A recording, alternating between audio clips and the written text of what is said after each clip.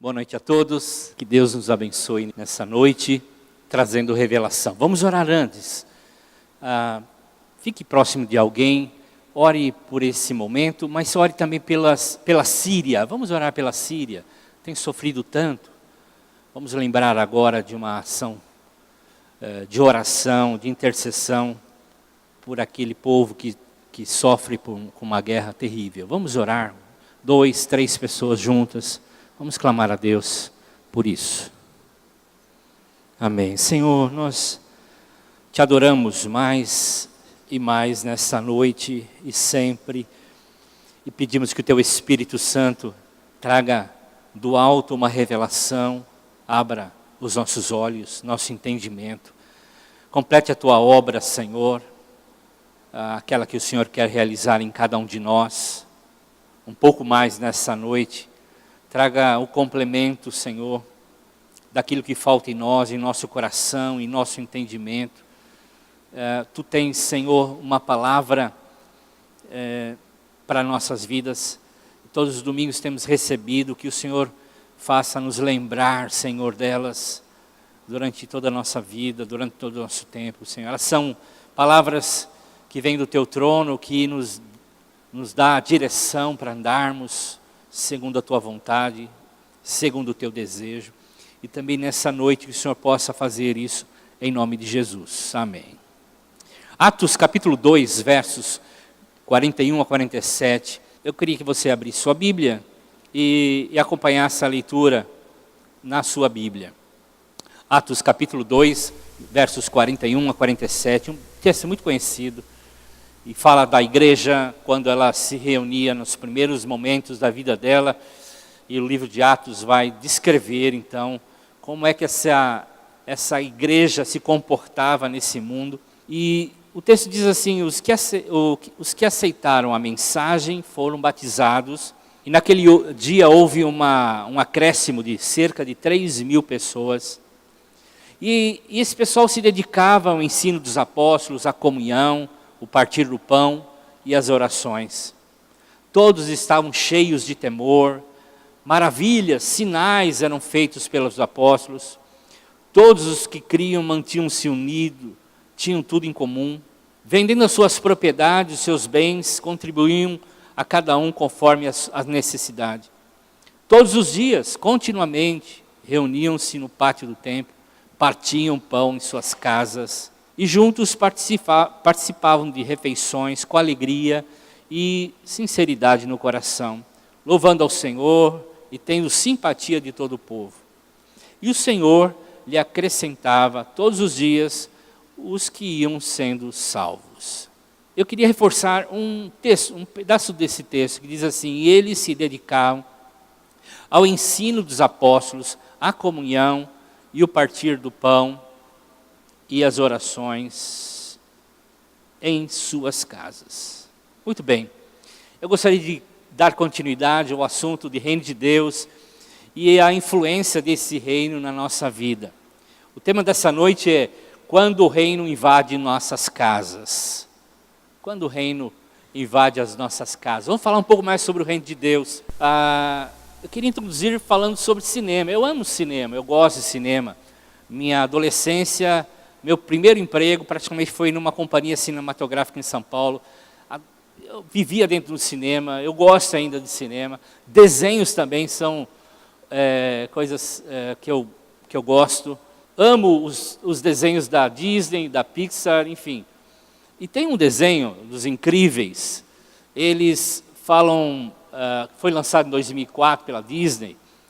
Conta a história dessa família de super-heróis. Só que eles foram forçados a ficarem dentro da sua casa e não exercerem os seus poderes. E viviam então numa vida suburbana, silenciosa, sem se mostrar muito para a sociedade. Aí o desejo do Senhor incrível, o pai da família, de ajudar as pessoas, de novamente poder contribuir com a sociedade através dos seus superpoderes, ele acabou levando toda a sua família a se envolver com um personagem, um inimigo, um vilão chamado Síndrome. O síndrome era o inimigo dessa família de super-heróis que em sua residência eles partiam para suas missões. Bom, esse pessoal da Disney, da Pixar, são proféticos. Tem tudo a ver com a gente. Eles leram a Bíblia, né, para falar de um personagem super-herói dentro das suas casas, vivendo a sua vida suburbana, mas também lutando com síndromes. Porque isso é todo o destino nosso. Nós somos agentes do reino, filhos de Deus, essa é a nossa identidade. Nós trazemos o sobrenatural para a terra, vivemos nesse mundo para bater no diabo, né? Nós não fomos colocados aqui para sermos tentados pelo diabo, pelo contrário, fomos colocados aqui para batermos no diabo, né? Por isso Jesus disse que as portas do inferno não prevalecerão, porque nós fomos colocados aqui para bater nele mesmo, ajudarmos as pessoas em amor, a libertarmos aqueles que estão cativos por todo tipo de síndrome ou todo tipo de problemas. A dificuldade nossa é que nós temos feridas ainda, muitas feridas, estão abertas por conta da religião. A religião provocou feridas em nossas vidas. Em Apocalipse capítulo 2, verso 6, Jesus disse que ele odiava a prática dos nicolaítas, como a igreja naquela época também. Quem eram os nicolaítas? O que significavam esses camaradas? O termo nicolaíta é conquistador dos membros, dos leigos. E uma das heresias desse grupo, que foi introduzida na igreja, é dividir a igreja em dois blocos: o clero e o leigo, os ministros e os que são ministrados. Por isso Jesus odiava esse grupo, essa heresia, porque nós somos filhos de Deus. Todos nós somos ministros de uma nova aliança. A Reforma trouxe isso, Lutero, Calvino trouxeram essa mensagem do sacerdócio universal de todos os crentes. Todos nós somos embaixadores de um rei, representantes de um reino nesse mundo. Por isso que Jesus odeia tanto, porque ele é zeloso pela sua igreja, pelo seu reino. Então, o movimento de igreja e célula mais tarde trouxe a visão de que cada casa é uma igreja e cada membro é um ministro, um sacerdote, ampliando um pouco mais a visão da reforma. Porque Jesus tem paixão, tem zelo pelo seu reino. E nós precisamos entender, abrir nossa mente, nosso entendimento, para entender um pouco mais sobre isso, sobre o reino de Deus e a nossa participação nesse reino. Cristo é o cabeça e nós somos o seu corpo. E o corpo de Cristo, ele deve agir de acordo com a mente de Cristo. Nós precisamos eliminar logo as feridas, precisamos eliminar logo todo preconceito, todo tipo de conceito também que nós temos na nossa mente, para termos a mente de Cristo. O corpo obedece à mente, o corpo reage à mente. O que a mente determina, o corpo age, faz. E a mente de Cristo nos dá direção para andarmos como ministros, como servos, como sacerdotes nesse mundo cheio de inimigos, cheio de síndromes. Então Paulo escreve em Romanos capítulo 12, verso 2, um texto muito conhecido, que nós precisamos entender que a nossa vida, ela precisa ser renovada. Ele diz, não amoldem ao padrão humano deste mundo, mas transforme pela renovação da mente, para que vocês possam ser capazes de compreender a boa, perfeita, agradável vontade de Deus. Só assim, queridos, uma renovação de mente, nós vamos poder entender muitas coisas. Discernir o que é bom, o que realmente é bom, o que realmente é aceitável a Deus, o que é perfeito em termos de vontade de Deus. Sem uma renovação de mente, nós perdemos a incrível vida que Deus já preparou para nós em Cristo Jesus. Tem muito cristão perdendo e perdendo muito a respeito do entendimento de quem somos neste mundo. Nós somos habilitados com, entre aspas, usando a figura dos incríveis, a família incrível, temos os nossos superpoderes vindos do céu. Nós somos agentes do céu.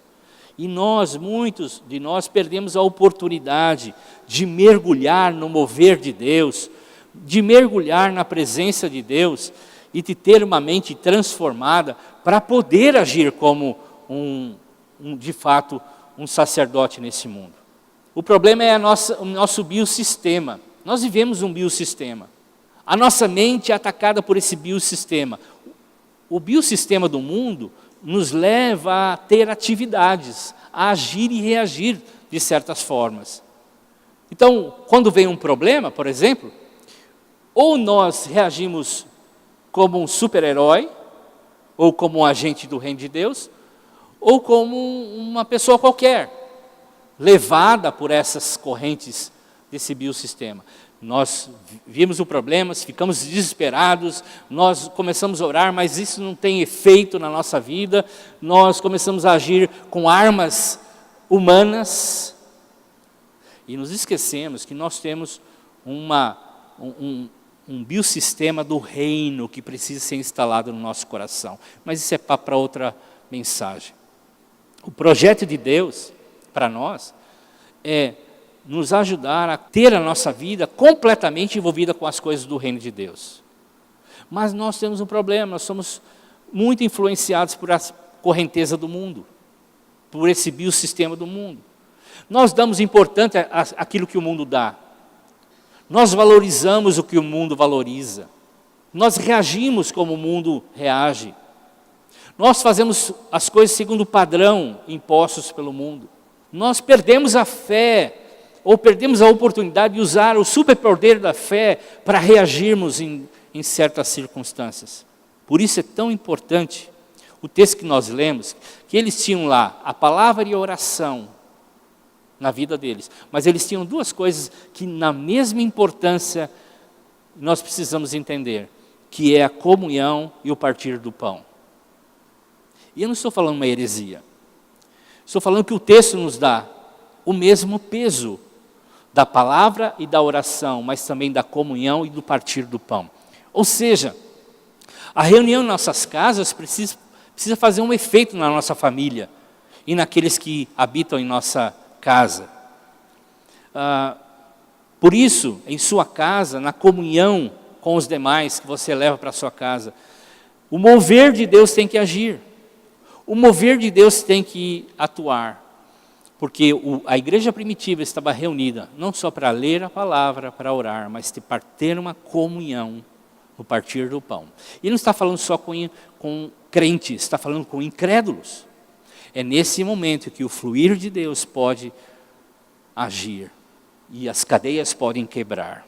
Então a sua casa, não necessariamente a sua cela, mas a sua casa, ela pode ser um lugar de milagres e um centro de treinamento do Espírito Santo.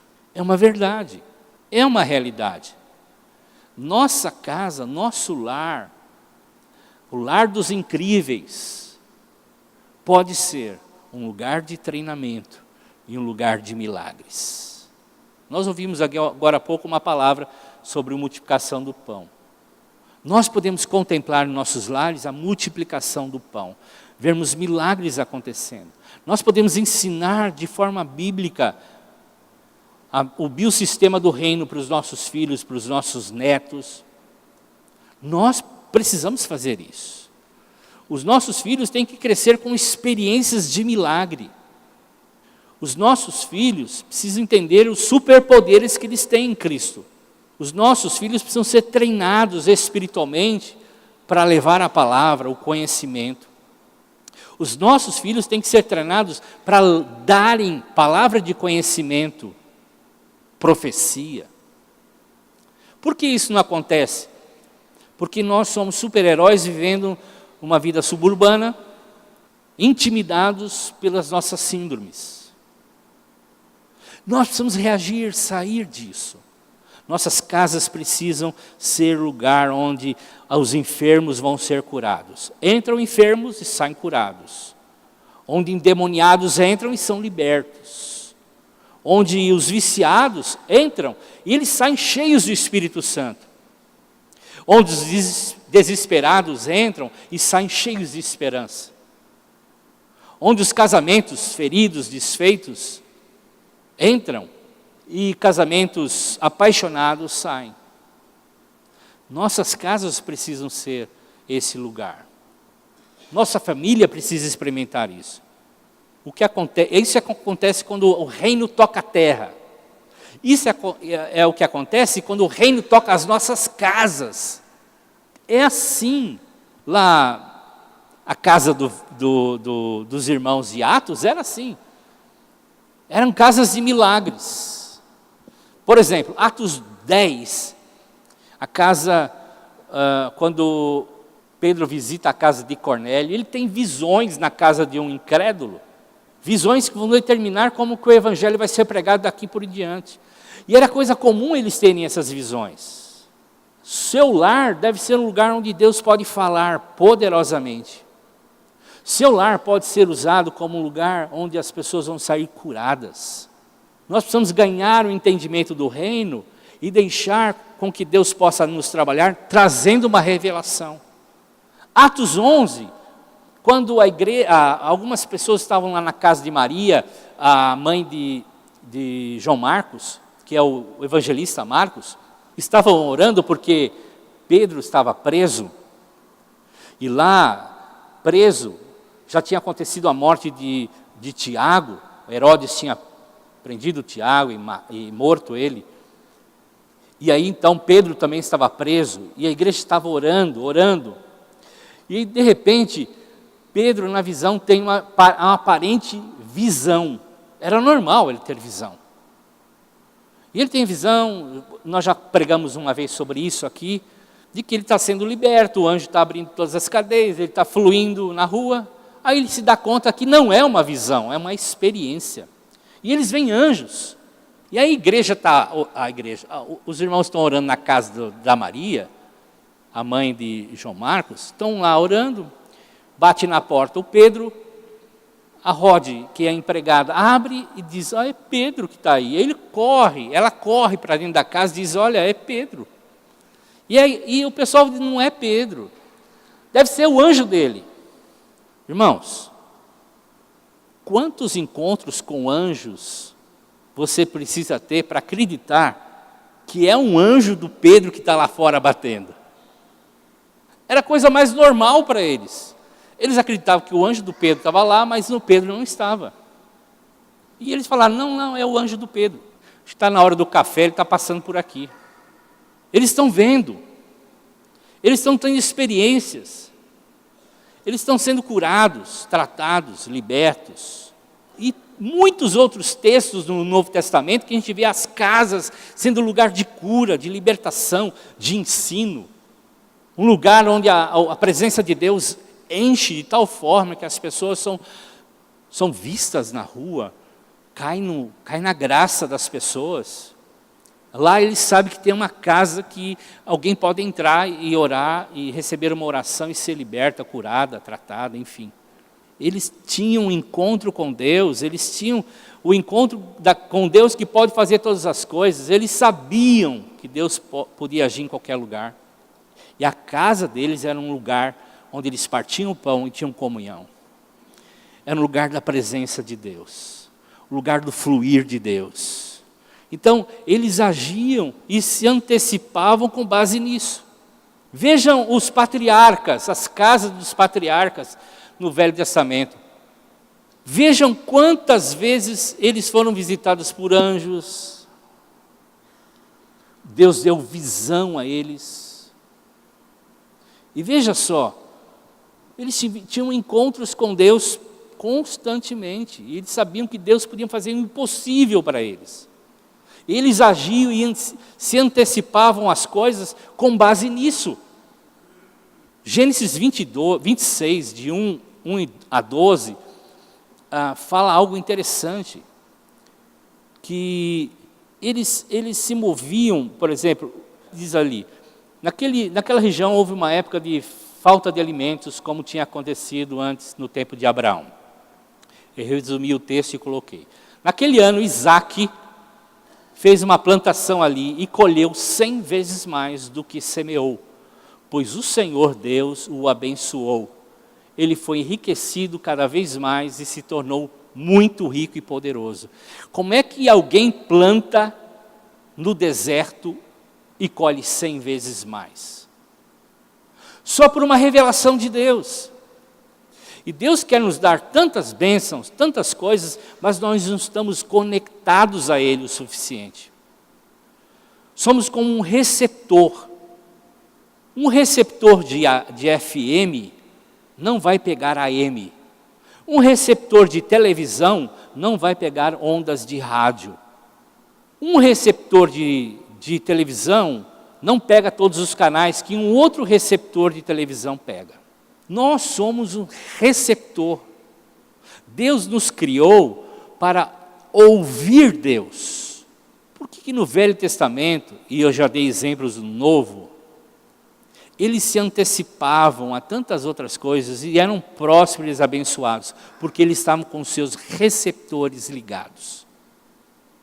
Deus nos criou para uma comunicação intensa com Ele, para falarmos, para ouvirmos Ele, e assim colhermos frutos na nossa vida. Por que Isaac plantou no deserto, onde não chovia, e colheu 100 vezes mais? Porque ele não estava preso às leis naturais, ele estava preso à lei do reino. A nossa mente ainda é natural, ela não foi tocada, e muitas vezes não foi tocada pela fé, pela obra do Espírito Santo. Então nós agimos e reagimos nesse biossistema de forma tão natural.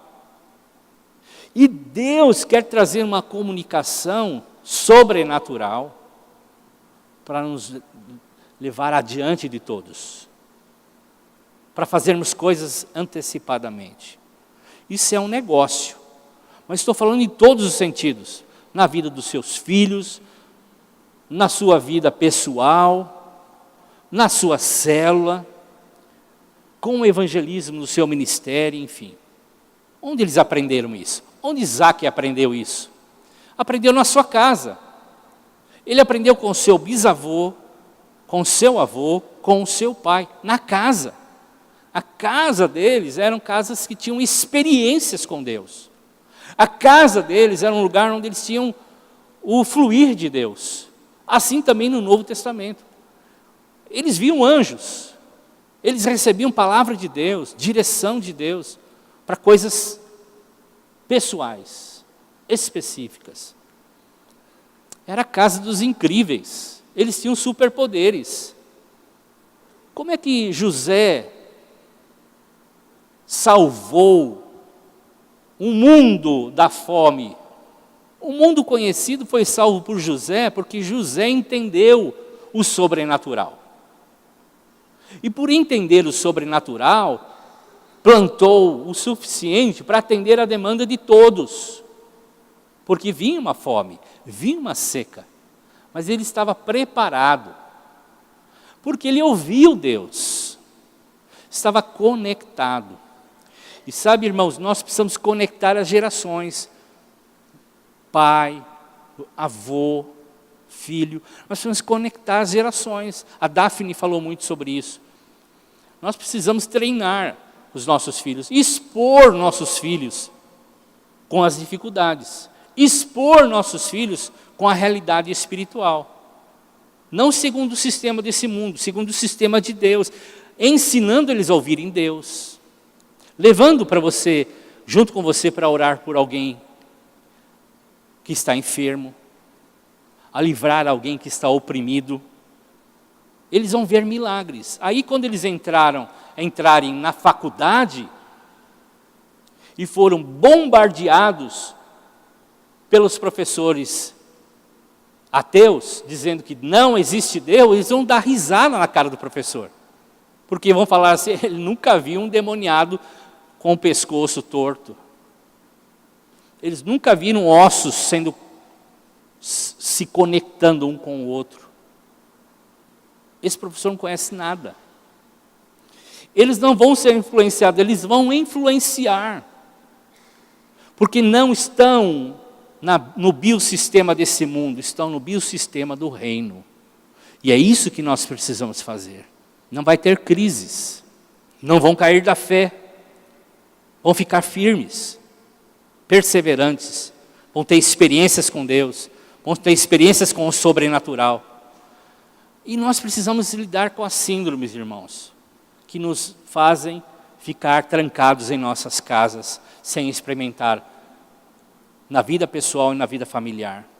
Síndrome é um conjunto de sintomas que evoluem e se tornam doenças. E síndrome espiritual acontece e enferma o crente, porque eles não entendem a identidade que eles têm em Cristo Jesus. O dia que completarem o entendimento de quem são em Jesus, são filhos, não são escravos do medo, agem no sobrenatural, não no natural. Conectam o reino de Deus com essa terra. Então a síndrome do egoísmo, a síndrome do medo, da incredulidade, da insubmissão, da apatia, do esgotamento devido a tantas atividades, até mesmo dentro da igreja, vai acabar. Essa patologia espiritual, dessas enfermidades, vai terminar. Quando descobrir a identidade em Cristo, quando se descobrirem os incríveis do reino de Deus. Então, nós precisamos mudar nossa mente. Não podemos ser governados pelos nossos sentimentos. John Bevere disse, os sentimentos nunca foram destinados a governar sua relação com Deus. Elas não determinam, elas não é o receptor certo para ouvir Deus. Quando você está diante de muita luta, seus sentimentos não vão se conectar com Deus, eles não foram feitos para isso, é outra frequência. Você precisa ser cheio da presença de Deus. Ser cheio do Espírito Santo, ou como Paulo diz, se embriague com a presença de Deus. É agir como um bêbado age, quando ele se embriaga com bebida. Ele dá dinheiro para todo mundo, paga a bebida para todo mundo. Ele não tem um senso, só que o cheio do Espírito Santo tem o senso do reino. Ele abre mão, ele dá, ele abençoa. Ele não tem a vergonha, ele age na sua ousadia, na ousadia do Espírito Santo. Nossos sentimentos não são destinados a governar nossa relação com Deus. Precisamos agir no Espírito. Romanos 2, nós falamos, precisamos de uma renovação da mente. Nós não podemos discernir o que é realmente bom para nós, sem primeiro ter uma mente renovada. Provérbios 14, 12 diz que há um estilo de vida que parece inofensivo. Presta atenção. Conduz à morte. O estilo de vida do bios desse mundo conduz à morte. Parece inofensivo, porque todo mundo faz. Conduz à morte. E morte,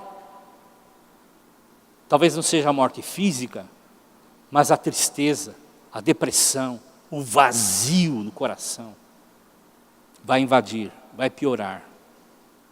Então, nós estamos perdendo a oportunidade, perdendo os nossos poderes.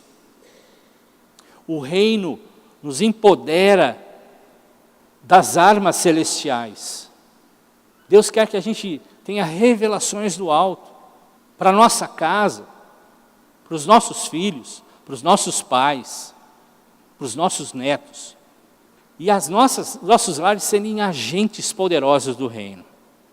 A mudança de mente começa com uma mudança de cultura. E como eu sei que eu tenho uma cultura? Quando eu não posso ser convencido do oposto. Então, muitos de nós não nos convencemos de que nós podemos em Cristo muitas coisas, ou todas as coisas, porque nós temos a cultura desse mundo ainda dentro de nós. Está muito forte, muito impregnado, a nossa mente ainda está totalmente culturada a esse mundo. Precisamos romper isso. Qual é a cultura que eu quero? A cultura que luta e que me faz morrer, ou a cultura do reino? Precisamos desenvolver nossa salvação. Jesus num barco, a tempestade rolando, ele dormindo, uma tempestade que os pescadores experientes estavam em pânico, em pavor. Jesus no barco dormindo. Jesus tinha uma palavra de Deus que eles iam atravessar. Jesus não estava preocupado com a tempestade. Jesus não estava preocupado com nada à sua volta. Ele estava protegido. Ele sabia quem ele era. Mas a cultura do mundo, a cultura do medo, a cultura da incredulidade levou os discípulos a ficarem apavorados. Qual é a cultura que nós temos? Qual é o bios que rege a nossa vida? Nós precisamos desenvolver nossa salvação. Filipenses fala sobre isso. Continue trabalhando com respeito ao seu temor para completar a salvação de vocês. Em outras palavras, precisamos implantar a cultura do reino de Deus em nossa vida, em nossos lares. É isso. O que acontece com você dentro de uma tempestade? Qual é a tua reação? Vai ser a tua cultura. Esse é só um exemplo, mas há muitas coisas na nossa vida que nós poderíamos enumerar, das nossas reações, que são movidas pela nossa cultura. Precisamos terminar com isso, irmãos. Precisamos ter a cultura do reino dentro de nós. Mateus 13:33 diz que nós precisamos fazer com que o reino entre no nosso coração. Precisamos ganhar essa revelação e deixar que Deus esconda esse reino para inflamar toda a nossa vida. Agora, o fermento aqui é positivo. Não é aquele fermento que foi lido agora há pouco, dos fariseus e dos saduceus. É o fermento do reino, que é escondido dentro de uma massa, e ela leveda toda, ela contamina, ela se torna a cultura da casa. A cultura do meu lar é a oração, quando nós temos um problema. A cultura do lar é discutir coisas do reino, quando nós somos juntos. A cultura do lar deve ser a oração pelos enfermos, pelos oprimidos. Nós precisamos da cultura do reino. Vivemos nesse biossistema, tudo é sustentável. Você começa coisas e esse sistema vai te engolindo de tal forma que você não vai se tornar, sua casa é mais uma na vila. É mais uma, dentre tantas. Não é o lugar que as pessoas, como o texto de Atos falamos, caía na graça de todos. Porque as pessoas foram libertas lá dentro, curadas lá dentro. Elas experimentam a presença de Deus. E a cultura, eu tenho uma frase que diz assim, o que a gente cultiva, a gente nos domina. Se a gente cultiva medo, isso vai dominar a gente.